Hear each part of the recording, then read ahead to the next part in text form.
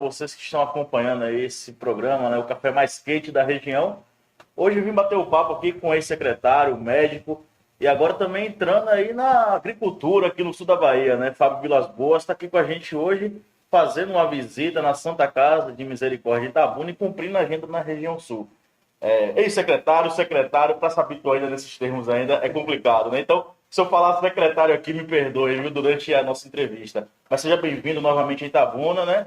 E as boas-vindas aos nossos telespectadores do Café e Política. Muito obrigado a todos que estão assistindo esse nosso café da manhã. É uma alegria para mim estar aqui mais uma vez na região sul, na região Cacaueira. Região essa que eu venho religiosamente todos os meses. Tenho uma propriedade em Uruçuca que eu herdei do meu sogro, uma fazenda de cacau. E há 30 anos eu venho aqui todos os meses sofrendo como produtor rural, aprendendo a lidar com a lavoura cacaueira e sentindo na pele o que todo mundo aqui da região sente todos os dias com os problemas das questões fitossanitárias, das pragas, das oscilações de preço, da importação de cacau de outros países. Isso tudo afeta a mim e me faz sentir-me plenamente integrado com essa região.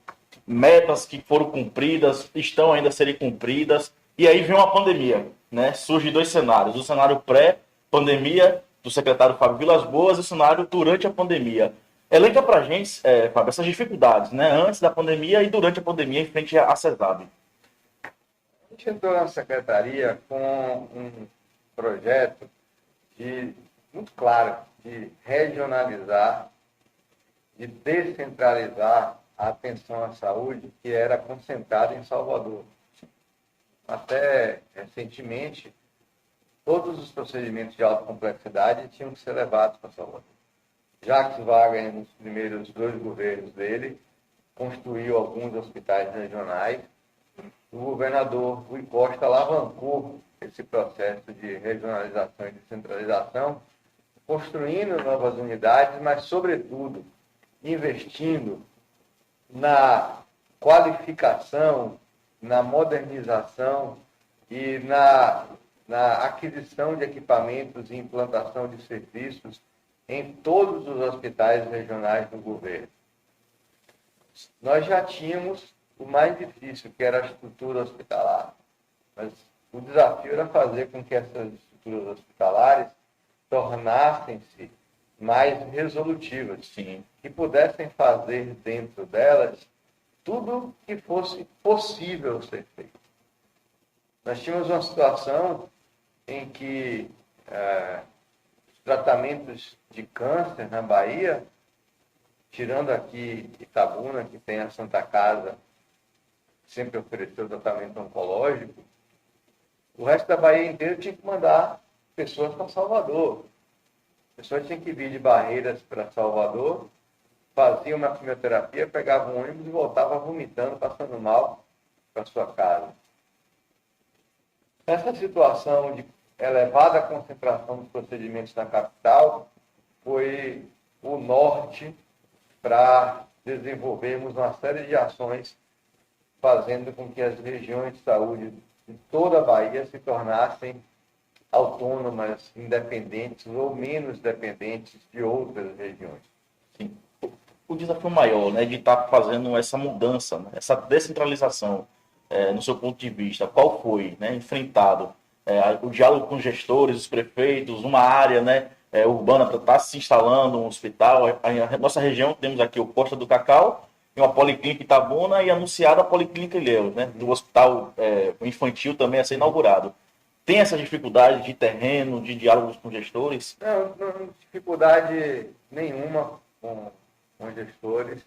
A gente teve que conversar muito quando implantou na Bahia o programa das policlínicas. As pessoas não conheciam, não sabiam, desconfiavam. No começo foi apenas gastar saliva para convencer. Depois que elas começaram a ser inauguradas, eles começaram a ver o benefício, não existiu mais dificuldade nenhuma. A maior dificuldade, que ela é até hoje, é a contratação de médicos. A gente não sabia o que é que veio antes, o ovo ou a galinha. Você não tinha o serviço porque não tinha o equipamento, não tinha equipamento porque não tinha o médico, isso. Aqui, quando nós inauguramos o Costa do Cacau, a gente passou um tempão sem urologista, sem cirurgião vascular. Hoje ainda é um desafio maior conseguir trazer médicos para esses hospitais, esses serviços novos que nós estamos implantando. Sim. E como a quantidade de serviços de hospitais abertos nos últimos anos foi muito grande, não tem médico mesmo. A gente vai abrir aqui agora o Hospital Materno-Infantil de Ilhéus. Ali você vai ter mais 30 leitos de UTI neonatal, semi-intensiva neonatal, mais a emergência. Você vai ter que ter Todo o 4 complexo humano, equipes né? de pediatra ali dentro, obstetras, e não tem pediatra e obstetra sobrando aqui na região de Ilhéus da Itabuna. Vai ter que esperar trazer alguém de outra cidade, esperar em dezembro médicos formarem-se, terminarem seus programas de residência na Bahia e fora, e resolverem mudar aqui para a Bahia para poder encher Sim. os serviços com esses novos profissionais. E o fato de você ter uma faculdade não é uma garantia de que aquele médico será fixado naquela região. Por quê? Porque a pessoa dificilmente sai da faculdade e vai trabalhar direto. Normalmente você tem aí mais 2 a 5 anos de o que a gente chama de residência médica, que é quando ele vai aprender de fato a ser médico em alguma área de especialidade ou subespecialidade. E esses programas de residência médica, eles sim são os verdadeiros fixadores de médicos nas regiões. Se aqui, por acaso, não tem uma residência de cirurgia vascular, você não vai ter pessoas fazendo de cirurgia vascular aqui, mas vai ter em Salvador. Ele, durante o programa de residência, ele vai arrumar um emprego em alguma equipe de cirurgia vascular de Salvador e não vai vir para Itabuna. Em um desses hospitais, implanta lá e já acaba ficando por lá mesmo. Então, nossa meta durante esses anos, e ainda eu espero que isso seja concluído rapidamente, foi fazer um processo de integração de ensino, assistência e pesquisa entre os hospitais e as universidades públicas e privadas. Nós trabalhamos fortemente, duramente, durante vários anos, em conjunto com a Secretaria de Educação e Cultura, para colocar preceptores nos hospitais, abrir vagas para internato acadêmico durante o período de formação na faculdade e abrimos uma política de abertura de vagas de residência em todos os hospitais. Quem quiser, quem for gestor de hospital público ou filantrópico, quiser abrir vaga de residência, desde que seja nas áreas que interessam para o Estado, a gente banca as bolsas. Tem mais essa facilidade, né, de estar atraindo. Banca as bolsas, quantas bolsas puderem ser abertas nesses serviços, para que tenhamos programas de residência como tem aqui na Santa Casa de Itabuna. É importante. E mais adiante nós evoluímos para algo que eu considero fantástico, que é uma modelagem que nós iremos fazer a seção dos hospitais públicos nossos para que universidades possam assumir a gestão durante 30 anos. Isso está no forno para sair a qualquer momento, um programa de integração com as entidades de ensino superior da área médica. E, por exemplo, o Hospital Costa do Cacau, o Hospital Materno-Infantil de Ilhéus, eles poderão ser submetidos a um processo de seleção para uma universidade em que o Estado paga para a universidade gerir, né, e a universidade fica responsável por contratar todo mundo. Ao fazer isso, você acaba com aquele dilema do médico do hospital, que não era professor da universidade, que estava botando o aluno ali dentro.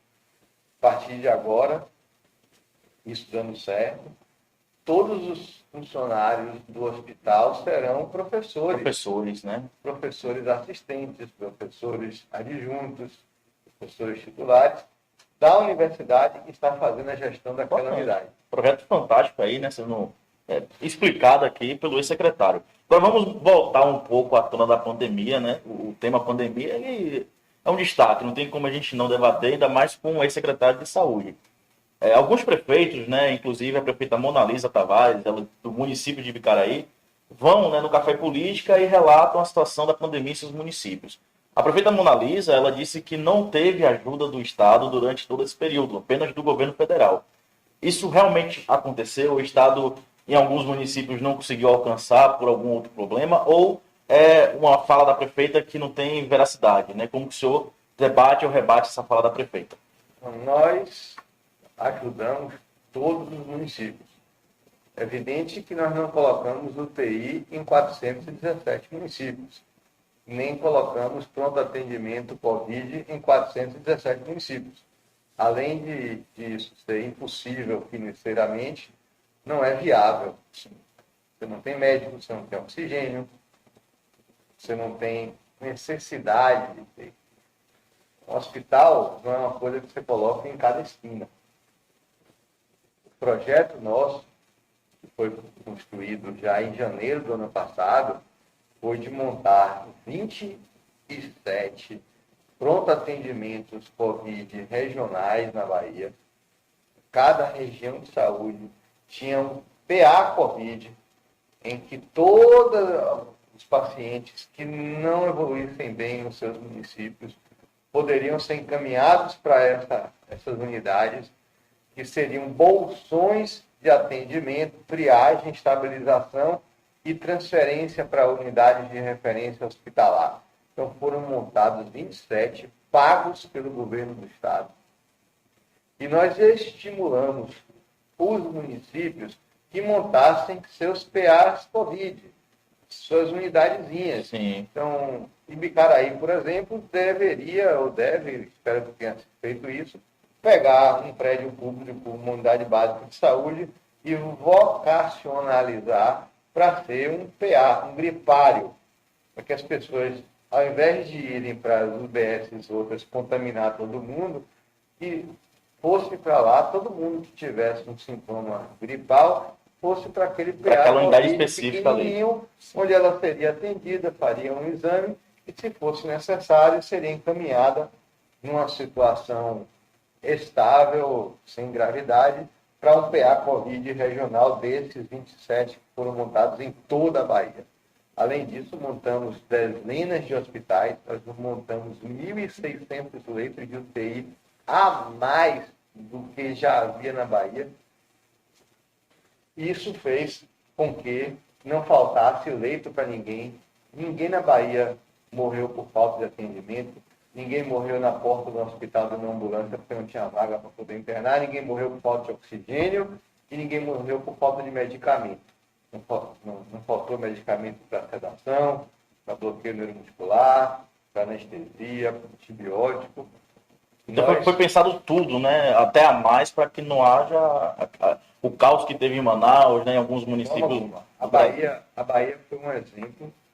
Tanto é que os números mostram, nós tivemos a segunda mais baixa taxa de mortalidade por Covid do país. Uma das mais baixas do mundo. E não é pouco mais baixa, não, muito mais baixa. 3 a 4 vezes mais baixa do que a média nacional, muito mais baixa do que vários outros estados do Brasil. Isso foi reflexo do que foi feito, do apoio fundamental e liderança que o governador Rui Costa teve nesse processo, em que ele não poupou qualquer tipo de recurso para poder garantir o atendimento para os baianos. Então, quando alguém vem dizer que o governo do estado não ajudou o município, eu só posso dizer que a pessoa não está entendendo como funciona o sistema de saúde, como funcionou esse exemplar atendimento à Covid, esse combate que foi feito aqui na Bahia. Tá aí respondida, então, né, a resposta do secretário em relação a essas perguntas, né, essas questões que são levantadas em relação do governo do estado para com os municípios. Só para a gente fechar essa pauta da pandemia, o ritmo da vacinação, a gente percebe que assim que chega, né, a dose do governo federal, ela já é distribuída em 24 horas para o município, isso atribui-se a uma conquista toda da equipe da CESAB, né? Mas o senhor acredita que, partindo disso, né, a vacinação acelerada do nosso estado, o desleixo com o uso da máscara, ele está começando já a ser apresentado pela população? Como que o senhor está enxergando essa situação, né? A gente vai em alguns municípios baianos aqui, a gente, a exemplo, teve um Baitaba, né? Alguns outros municípios que a gente percebe que a população já não usa, né, a máscara nas ruas e nem nos comércios. Aqui em Itabuna a gente nota que nas ruas não usa, mas no comércio coloca a máscara para entrar no comércio. Né? Como é que o senhor está enxergando? O médico Fábio Vilas Boas enxerga esse desleixo, né, do uso de máscara?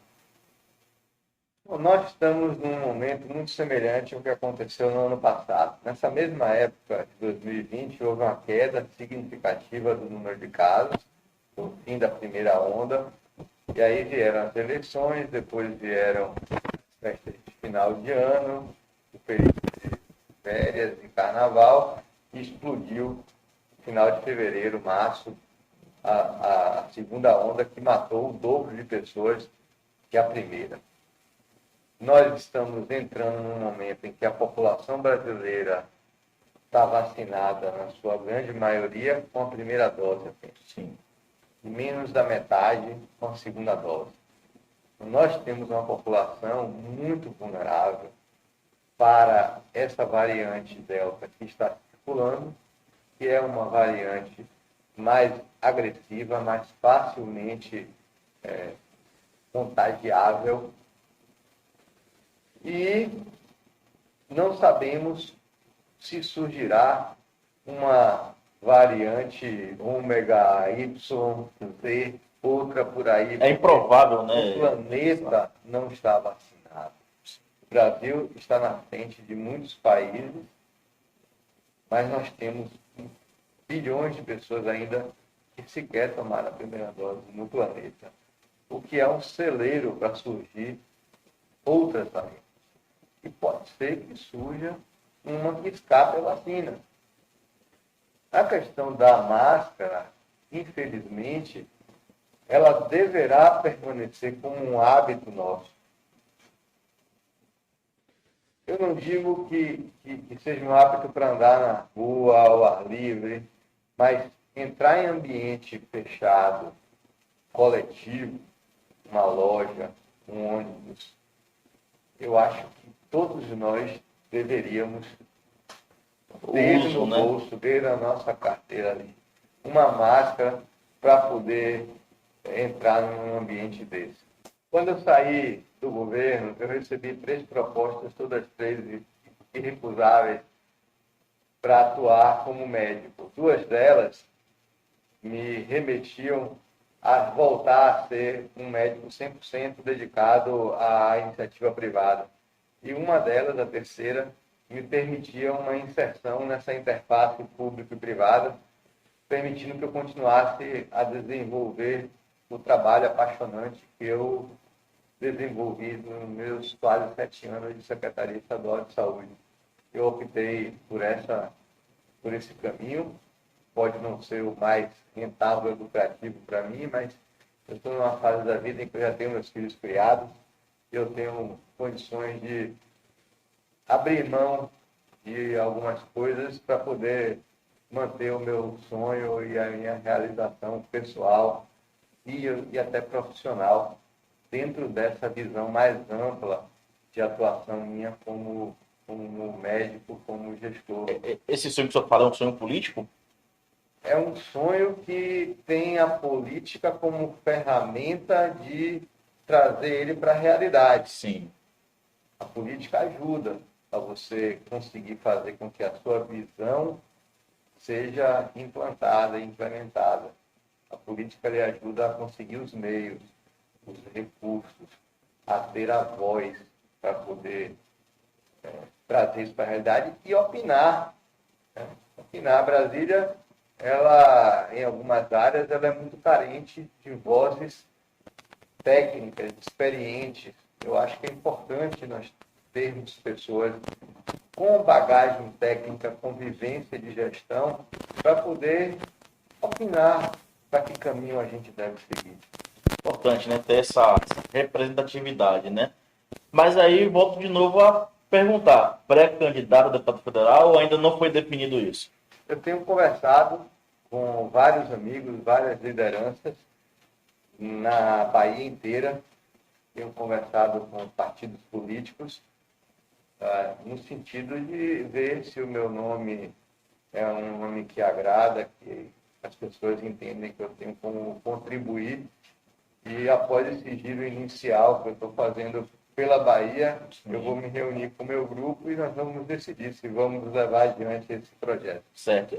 Levando adiante, sairia na base do governador Rui Costa? Tem algum partido já em diálogo? Algum partido procurou o senhor já? Não tem nenhuma dúvida que se eu sair candidato a deputado federal, será por um partido da base do governador. Isso não tem nenhuma dúvida. Mesmo porque eu estou aqui para defender o legado do que foi construído por Rui Costa e que eu pude ajudar ele, nesses 7 anos, a deixar a marca dele na história da saúde pública da Bahia. Nós estaremos para defender o SUS, para defender a Bahia e para defender o legado desses 8 e 16 anos em que nós estivemos ajudando. Como que o senhor avalia o Rui, né, à frente aí do governo do estado, 8 anos já? O governador Rui Costa, ele deixou uma marca de trabalho, de obstinação, de dedicação ao social. É bem clara a sua opção por uma população mais pobre, mais desprovida de recursos. Ele é um homem nativo, originário de Salvador, mas de um bairro muito pobre. Salvador, quem não conhece, é uma cidade cheia de encostas, essas encostas todas feitas de um barro vermelho que quando chove se dissolve, vira lama, e as pessoas tiram a mata das encostas, constroem casas, quando vem a chuva aquilo ali se dissolve. Nós temos várias histórias de morros que desabaram, pessoas que ficaram soterradas, e Rui Costa teve isso como parte da sua vivência, desde a infância e a adolescência. Ele viveu essa pobreza, ele viveu esse drama, esse medo, essa insegurança. E em função disso, como governador, eu me recordo, primeiro bimestre, teve uma tempestade em Salvador, caíram alguns morros, e ele ligou para o prefeito para oferecer ajuda. Aquilo me marcou bastante, porque eu não imaginava que um governador recém-eleito fosse querer ajudar um prefeito de um partido diametralmente oposto a ele. Mas esse é Rui Costa, e ele, assim como Wagner, pertence a uma classe de políticos que tem a opção pelo social. Então, esse viés social versus um viés de estruturalista, de investir em coisas que são imponentes, mas que não atendem necessariamente o maior interesse da população, é o que marca esse governo atual e o governo anterior, e eu tenho a esperança que o povo, na próxima eleição, saiba continuar escolhendo quem está à sua defesa. Já falando em próximas eleições, não vou deixar de aproveitar e fazer essa pergunta. Como é que o senhor avalia aí o presidente Jair Bolsonaro, né? Não só também no combate à pandemia, mas no contexto político geral. Se for um pré-candidato, a pauta vai ser essa, né? Eu acho que a gente não precisa nem qualificar, porque a Bahia inteira, 70% da Bahia, rejeita o presidente da República. Eu posso dizer a você que eu me sinto extremamente envergonhado, constrangido em ter um presidente mal educado, sem educação doméstica, desrespeitoso, que expressa tudo que existe de pior no ser humano, de homofobia, de misoginia, de humilhar mulheres, de intolerância racial, intolerância religiosa, tudo que nós todos temos vergonha de sentir. Ele destampou essa caixa de Pandora e permitiu que a população passasse a fazer isso e estimulou a população a colocar para fora tudo o que tem de pior dentro do ser humano. Então é muito triste esse momento que nós vivemos no país. Eu fico preocupado em ver meus sobrinhos, sobrinhas pequenos vendo televisão, ouvindo rádio, o presidente soltar um palavrão. Que ambiente que a gente está vivendo, fora todos os problemas que envolvem a absoluta inação, falta de ação, falta de projetos na área de educação, na área de saúde, os erros, piorando a economia e com um presidente que perdeu a oportunidade de ser, né, o grande líder. Ele foi eleito com mais de 50% dos votos, mas ele literalmente jogou fora a oportunidade que o povo deu de ele ser um grande líder do Brasil. Bom, né? Conversamos aqui com o ex-secretário de Saúde do Estado da Bahia, Fábio Vilas Boas. Fábio, muito obrigado por receber o iPolítica, né? Por estar participando do Café Política, e uma mensagem à população da região sul da Bahia que agora está nos acompanhando. Eu quero dizer a todos os meus amigos conterrâneos, porque eu tenho título de cidadão de Itabuna e título de cidadão de Ilhéus. Estou aguardando os títulos dos outros municípios.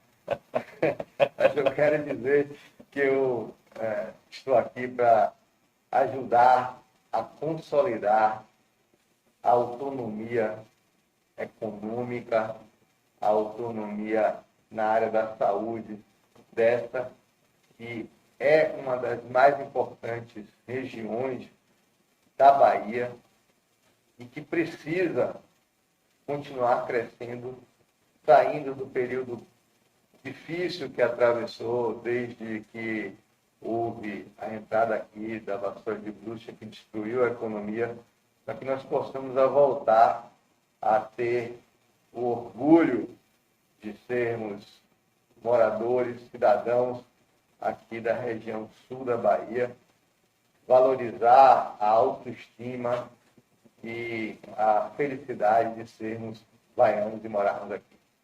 Tá aí. Hoje aqui, de forma irreverente com o ex-secretário, não teve o cafezinho na mesa, mas aí você, André, Larissa e Alá aí, que estão nos estúdios tomando esse café quentinho, passo para vocês agora, né, comentarem aí as palavras do ex-secretário e dialogar com a população que está nos acompanhando, né? Secretário, mais uma vez, agradeço a sua participação, e a bola agora, o café mais quente agora está com você, André, velho.